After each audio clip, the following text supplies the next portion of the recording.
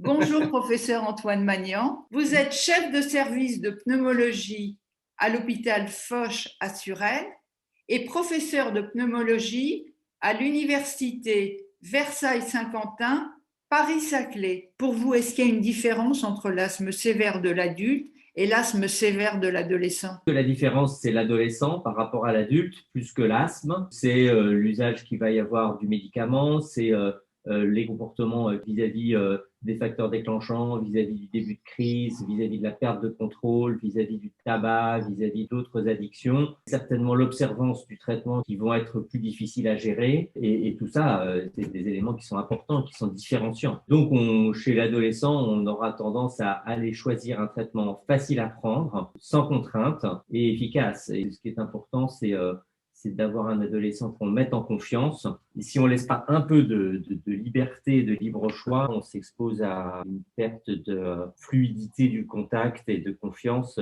qui peut être dangereuse pour l'asthme. Tous les patients ne sont pas éligibles à une biothérapie, mais j'aimerais savoir sur quels critères cliniques, biologiques ou autres allez-vous vous orienter plutôt vers l'une que vers l'autre, sachant que je crois que vous disposez de plusieurs aujourd'hui. La première des choses, c'est de rappeler que c'est des médicaments qui s'adressent aux asthmatiques sévères, c'est-à-dire qui ont besoin de prendre des corticoïdes par voie générale pour des exacerbations plus de 2 fois par an, malgré un traitement de fond qui associe déjà des corticoïdes inhalés à forte dose associés à des bronchodilatateurs de longue durée d'action ou un autre médicament de traitement de fond de l'asthme. Encore une fois, et j'insiste là-dessus, il faut être sûr que c'est bien ce type d'asthme sévère que l'on va traiter. C'est une démarche qui prend du temps. Mais une fois qu'on est sûr que c'est bien ça, alors là, il y a 3 principes de biothérapie. Il y a les anticorps dirigés contre les IgE qui s'adressent aux asthmatiques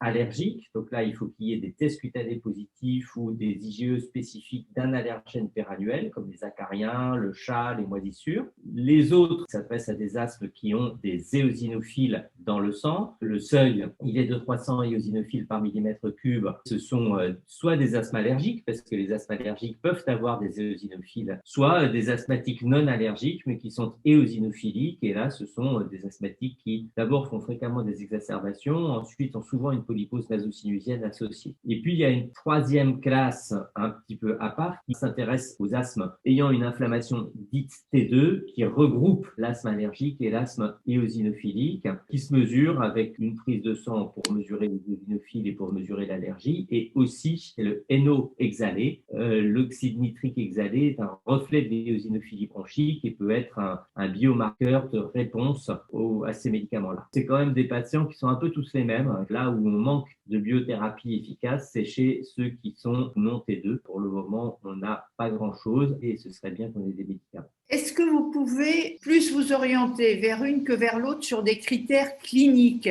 Si l'allergie est au premier plan, avec une dermatite atopique associée, avec une rhinite allergique, on va s'orienter vers un anti-IgE. L'anticorps anti-récepteur de l'IL-13 et l'IL-4, il est aussi efficace lorsqu'il y a une polypose nasocinusienne, donc ce sera un argument pour le prescrire dans un asthme non allergique par exemple. Et il est aussi efficace dans la dermatite atopique sévère. Si l'atopie est importante, ce sera des arguments pour se diriger vers celui-là. La grande chance, c'est d'avoir ces médicaments. On n'est pas prêt d'avoir des essais comparatifs. Il faut commencer par un, l'évaluer comme il faut. Ça veut dire de façon extrêmement rigoureuse.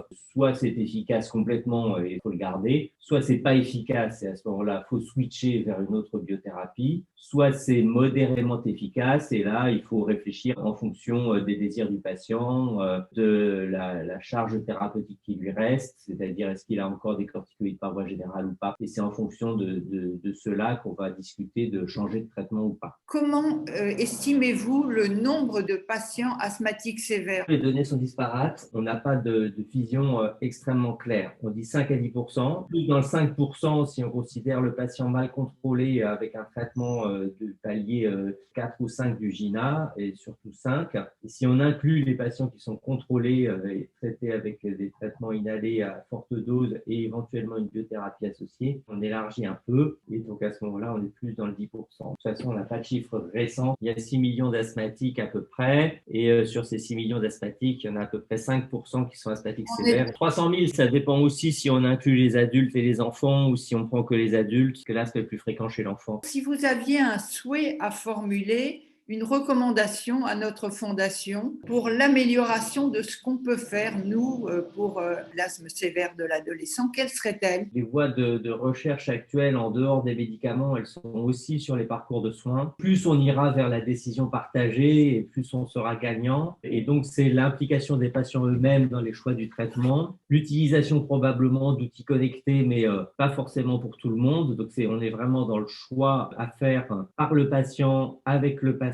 Pour avoir une médecine personnalisée de l'asthme, il faut que tous les acteurs travaillent ensemble, c'est-à-dire les patients, les associations de patients, les fondations comme la vôtre, les sociétés savantes et puis évidemment les professionnels de santé et spécialistes de l'asthme, les médecins traitants, les infirmiers, les kinés, que tous les acteurs travaillent ensemble. Dans le parcours de soins du patient asthmatique, c'est une concertation qui doit se faire au quotidien pour avoir une médecine personnalisée de l'asthme qui soit digne de ce nom. Donc il y a pas mal de chemin à faire encore, mais c'est tout à fait envisageable quand même parce qu'on a les outils pour le faire.